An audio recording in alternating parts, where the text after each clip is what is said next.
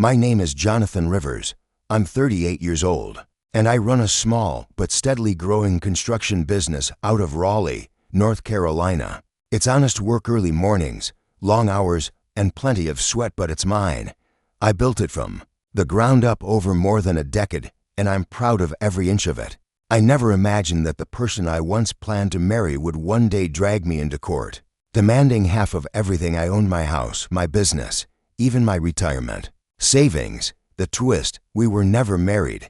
She never paid a single bill. Still, there I was, sitting in a courtroom across from a woman who had once told me I was the love of her life. Her name is Elena. I met her 3 years ago at a friend's engagement party. She had this spark about her, charming, disarming, with a smile that pulled people in. She said she worked in interior design and was tired of boys who played games. "I'm ready for a man with vision," she told me that night, locking eyes in a way that made me feel seen. Looking back, I realize now that was my first red flag, but I'd been through heartache. I was lonely, and when she laughed at my dry jokes and listened like I mattered, I let myself believe she was different. Things moved fast. Within 6 months, she was living in my house. I didn't ask her to move in, it just kind of happened. One weekend, she brought over a suitcase, then a dresser. Then, before I realized it, her clothes filled half the closet, and her shoes multiplied by the door. She told me she'd contribute once she landed a big client. That client never materialized. But I didn't push. I told myself relationships were about support, and I believed in showing up for your partner. So I paid for everything: the mortgage, the utilities, groceries, our weekend getaways, even the monthly note on a new car when she said hers was too expensive to maintain. She said she was focusing on building her brand on Instagram, posting polished shots of our home, her outfits, curated dinner plates, most of it paid for by me. I chalked it up to modern ambition. She was an influencer, whatever that meant. I figured if it made her happy, and I could afford it, it was fine. At first, it was. We were happy, or so I thought. But over time, things shifted. She grew distant, distracted. She started making comments in front of our friends, little digs wrapped in laughter. "Jonathan's just a hammer with legs," she'd say, or he'd still be wearing flannel and eating frozen pizza if it weren't for me. I'd laugh along, but it stung. The woman who once looked at me like I hung the moon now barely looked at me at all. Her wardrobe changed. Nights out became frequent, often with vague explanations and late returns. Her phone started living face down, always on silent. I didn't want to be that guy, the one who snoops, who questions every move, but my gut knew something was wrong. The breaking point came one evening when I got home early from a job site. Her car was in the driveway. The house was quiet. I walked in and found her on FaceTime with a man I'd never seen. Her voice was soft, teasing, flirtatious, the tone she used to reserve for me. She didn't even flinch when I stepped into the room. "Don't be dramatic," she said, waving her hand like I'd just interrupted a boring phone call. "He's just a friend. You're being paranoid again." I didn't yell. I didn't demand an explanation. I just nodded, walked into our bedroom, packed a duffel bag, and left. I stayed with a friend for a few days, replaying everything, trying to untangle the knots in my chest. When I came back to talk, to maybe find closure, she flipped the entire story. She said I was the problem, that I never supported her dreams, that she gave up her career for me. She said she'd helped me grow my business, this despite never setting foot on a job site, never sending a single invoice, never even lifting a damn paintbrush. Her idea of helping was posting filtered photos of our kitchen on Instagram. So I ended it, told her I needed her out of the house, gave her 30 days. She refused, said she had nowhere to go. I was prepared for a fight, but nothing could have prepared me for what came next. One night, she texted me, "I talked to a lawyer. Since we were basically common law married, I'm entitled to half of everything. The house I bought 5 years before we even met, the business I built from nothing, one contract at a time." One sleepless night after another, she even listed my tools, the living room furniture, the washer and dryer, as joint property. Her lawyer argued she'd acted as my unpaid domestic partner, deserving compensation for her contributions. They even submitted screenshots of her Instagram as evidence that she added value to my business's image. What they didn't expect was that I keep receipts, literal receipts, financial records, digital paper trails, itemized statements. I'd kept everything. Every bill was in my name. Every dollar that left my account was traceable. I had screenshots of her admitting, in texts, that she wasn't working. My bank statements showed vacation bookings, car payments, grocery orders all paid by me. Her accounts, by contrast, were eerily empty.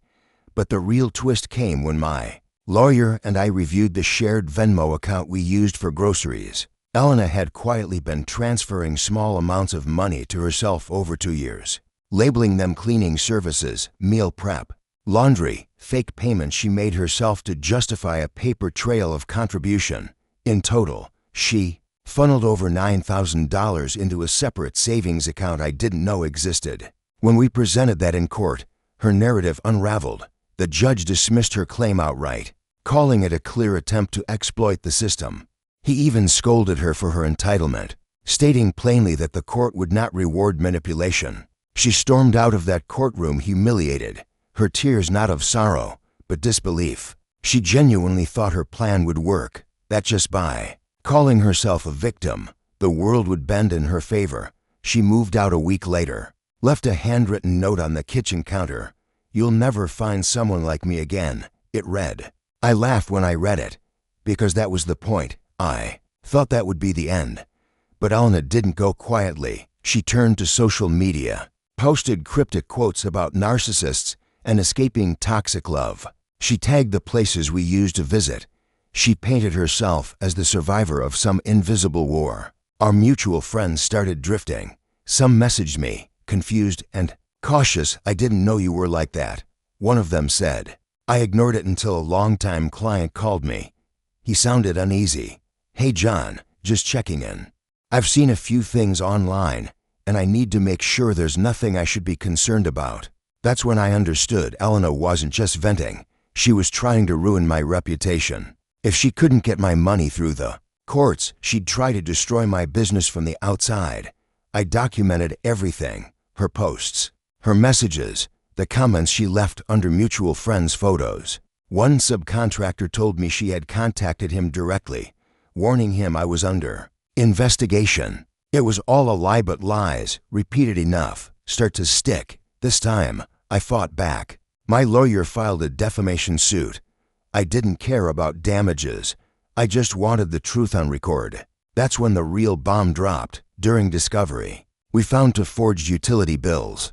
Elena had photoshopped her name onto old electricity statements to make it seem like she had contributed financially. She had submitted them in court under oath. That moved things from civil to criminal, forgery, fraud, defamation. Once the police got involved, her entire facade cracked. She panicked, called me, left a voicemail, her voice shaking. "Jonathan, I didn't mean for this to happen. I just felt used.